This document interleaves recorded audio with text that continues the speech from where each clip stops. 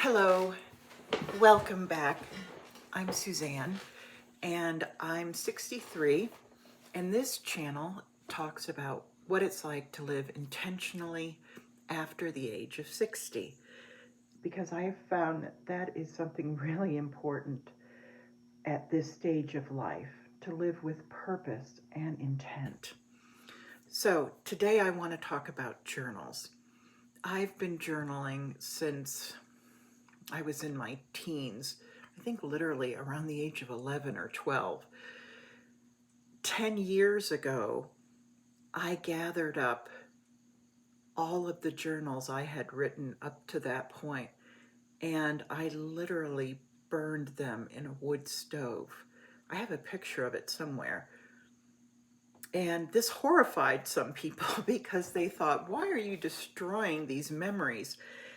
And for me, the idea was cleansing.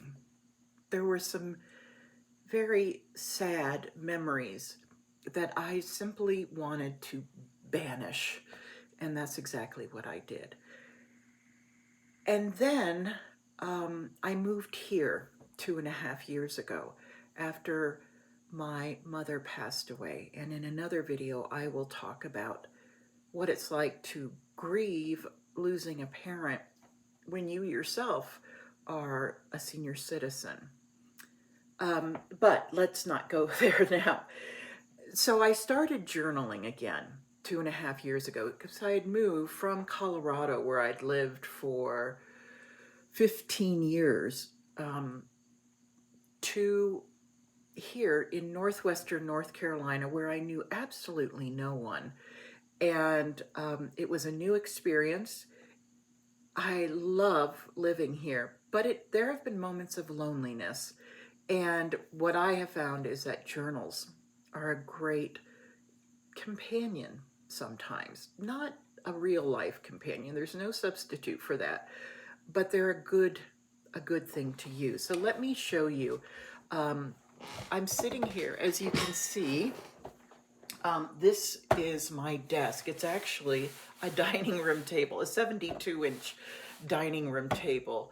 And crazily enough, you can tell I love tables or desks so much. I have 3 in this size, one here, one upstairs, and one in my bedroom upstairs. And they all serve a different purpose. One is for a crafting, and one is a bedroom table desk, and this is my writing desk. And so here are some of the journals that I have completed in the last 2.5 years. And I want to show you the 3 that I actually use every day now. And they each serve a different purpose. So let's go through them. The first one I started when I moved here. It's called the 5-Year Memory Book. And as you can see, for each year, there is just about an inch worth of space to write what happened that day. And I usually write this in the morning. I usually write just the weather. I guess I am obsessed with weather. I like to be comfortable, and so I'm always noting the weather and whether it's in a comfortable temperature for me. And I might write a little note about how I slept, and then generally I will then, before I go to bed, and actually this journal is usually kept upstairs on the desk next to my bed, because I like to write in it at the end of the day and just give myself a sense of what I did during the day and how I felt about it. And so what's the purpose of this 5-year journal? Well, I started this journal when I was going through the process of finding where I wanted to live and then moving here. And so this keeps a little record of that so that I can look back on that. And I know that I moved here on March 12th because it's recorded here. And I love that. It's just a reminder of how, especially now that you're a senior, how you spend your days is, as they say, how you spend your life. And this is a good reminder to put meaning and purpose into each day. So that's my 5-year diary. This is a gratitude journal, which I have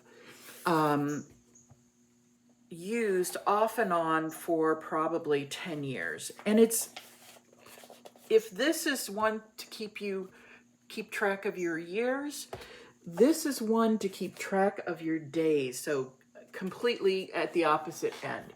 And just to give you an idea of what's covered here, 3 things I'm grateful for, 3 things that I want to accomplish today, my daily affirmation. I usually write a little Bible verse there.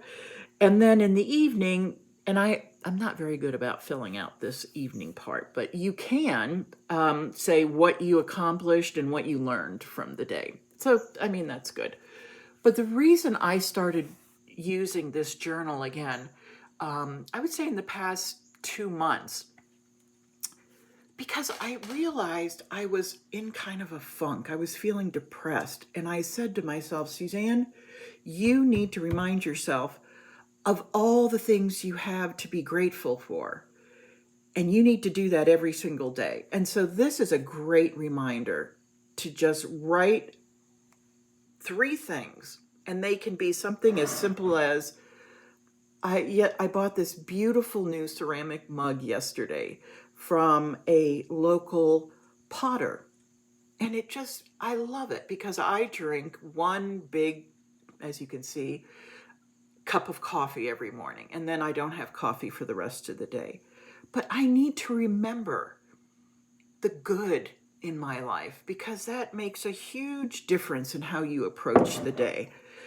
The little list of, and quite honestly, sometimes I don't accomplish 3 things. Sometimes I get to 2 or even 1. But what I have found is that if your mind is always going all over the place like mine does, to write 1, 2, 3 very concrete ideas of things you need to do is very helpful to organize your day. Because especially if you're retired, your day can just get away from you. So, for instance, I started a new challenge for this month of September that I will walk before work. I will walk every morning. The other one note for that day was contact the vet about Bear's medications. Bear is my 13-year-old Newfie who, if you know anything about Newfies, their usual lifespan is 8 to 10 years. So Bear being 13 is quite remarkable. And we want to do all we can to keep him healthy and to help him sleep at night, because if he's not sleeping, I'm not sleeping, because he tends to bark at empty corners of the room, my bedroom, unfortunately. Okay, so probably more than you wanted to know, but that's what we do with this gratitude journal. It's also known as a 5-minute journal, etc. All of these were purchased, of course, on Amazon. I will link to them. Now, here is the book, the journal, again, that does the real heavy lifting. This is these. This is, as you can see from all the little tabs I have in here, there's a tab for Ciabatta, there's a tab for a budget, there's a tab for TBRs, books I want to read, there's another tab for a particular dough I want to use frequently. And you can see there? It's got everything in here. Now, these blank books, just a simple lined book, it's $7.99. I always buy based on how cheap the thing is. inexpensive, not cheap. Anyways, I like to maximize the number of pages I can get and the price. So, that intersection really works well for me. But anyways, this started as my morning pages, where I'm sure you've heard the famous Julia Cameron suggest that we do 3 sides of a page every morning, and it's just kind of a brain dump. It's to whatever you wake up with on your mind and you're worried or you're lonely or you're upset, you're depressed, you just write about it here. And this is what I think is one of the most valuable, really valuable uses of a journal, especially if you live alone. You need some place where you can talk about what's on your mind, what you're worried about, what keeps you awake at night, frankly. And, we all have, hopefully, friends or family that we can talk to, but there's some things that maybe we don't want to talk to them about. Or maybe we want to talk about the same thing 10 days in a row and our friends don't want to hear that conversation. We can put it in here. So if you live alone, I highly recommend starting a morning pages practice. Now, do I always write 3 pages every morning? No, I don't. This morning I wrote 2 pages. Some days I say, okay, if you just write 1 page, good, just do it. And the way I usually make this part of my morning devotions is I read a psalm. The Psalms are my favorite part of the Bible. I read a psalm and I find one verse that really speaks to me, and I write it. I write it on this side. And then I just sort of sit with it, read it again, and then I just write whatever's on my mind. And that becomes part of my prayer, part of my conversation with God. Sometimes I'll even start the page by saying, "Dear God," and then just pour out my heart. And that to me is a form of prayer. And I think it's very, very valuable.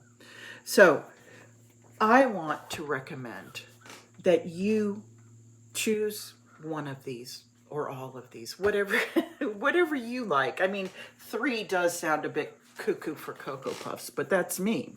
And that's because I love journaling.